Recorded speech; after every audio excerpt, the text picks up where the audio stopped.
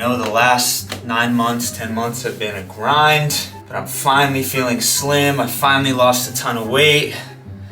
Now just to make it through the holidays.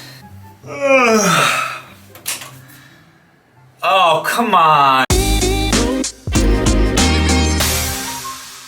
What's up, everybody? Skylar Deem here, founder of Reach Fat Loss and Fitness, where our goal is to help you lose weight and build muscle sustainably without spending all your time tracking calories, without stepping foot on a treadmill, and without doing any crazy restrictive dieting. And if you look at the date, if you're watching this within the first few weeks of this being released, the holidays are approaching. For a lot of people, the holidays can be something of excitement, and for a lot of people who are working on losing weight and getting fit, the holidays can be a form of stress. You and I have probably both been there. We've gained a little extra weight during the holidays, and it's been a little bit hard to regulate our weight and our commitment and our focus on getting fit. And so in this video, we are going to dive into 5 simple strategies that you can use to not only stay on track with your fitness goals during the holidays, but potentially even move forward to actually lose weight while being able to actually enjoy yourself. And so everything we're going to talk about today are things that our clients have used to lose fat and build muscle sustainably. And so if you are looking to lose weight, make sure you hit that subscribe button and that bell. We're putting out weekly content geared to get you in the best shape of your life. So how do you stay on track during the holidays? Now, step number 1, and I really believe that this is the most important, is when you go to events, when you go to parties, when you go to places where you're having lunch or dinner or dessert or whatever it may be, enjoy yourself. Unless you're going to 10 different events every single week, the reality is if you just go to a couple parties over the next few months,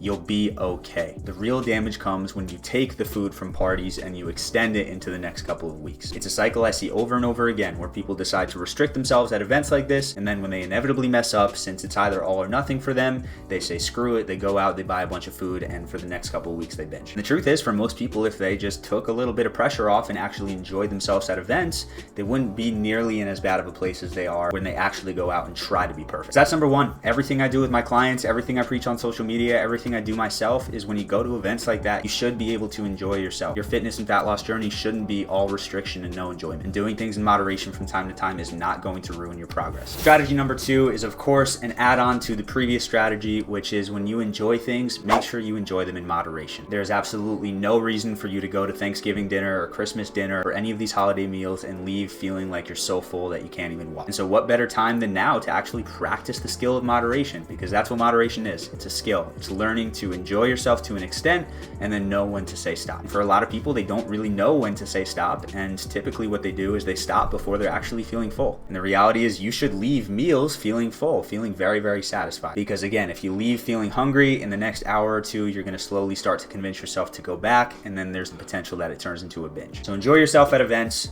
Make sure you use moderation, and something that's going to help you use moderation is number 3, which is prioritize protein and vegetables. One of the simplest things that you can do to fill up is make protein and veggies the majority of your plate. And that means when you go to specific events where there's food, fill up your plate with protein, with veggies, and then fill in the gaps with the really delicious foods like the pasta, the bread, all the things that are more carb heavy. This isn't something where you just need to eat protein and veggies. It's all about balance. But if you fill up the majority of your plate with those 2 things, odds are you will leave the meal feeling more satiated, without feeling heavy, without feeling gross, and without potentially bringing more food into the next few hours. So before we go on to strategy number 4, I'd love if you could leave me a comment. What's your favorite part of the holidays? I love creating these videos, and more importantly, I love hearing from you. Strategy number 4, and if you've been following my content, you know it's my personal favorite, is fasting. Fasting is a strategy and a tool that can give you more leniency when you go out to eat. Let's say on a Monday, you know that this Friday you're coming up and you have a big lunch, and then Saturday's a big dinner, and Sunday's a big lunch again. Now during that week, you can strategically plan some extended fasts. You could do a 24, you could do a 36, you could do a 48,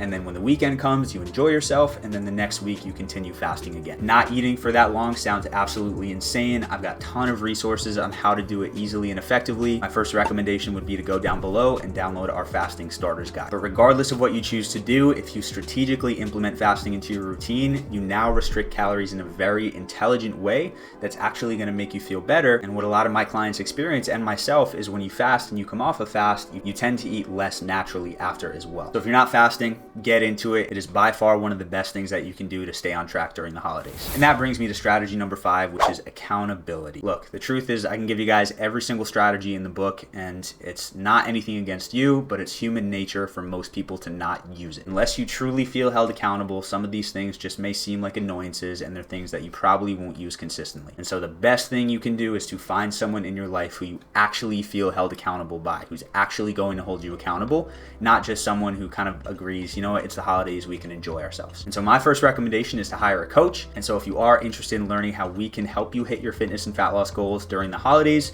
make sure you check the link in the description. We got a free training there, and then we've also got access to my calendar so we can book a call and see if this is a good fit. But regardless of what you choose, whoever it may be, make sure you feel held accountable to following through this holiday season. That's all I got for you guys today. Again, if this was helpful for you, make sure you hit that like button, make sure you subscribe and hit that bell. Check the links in the description for all our resources. And of course, as always, make sure to eat smart, move more, sleep deep, and be grateful for this moment. I'll see you in the next video.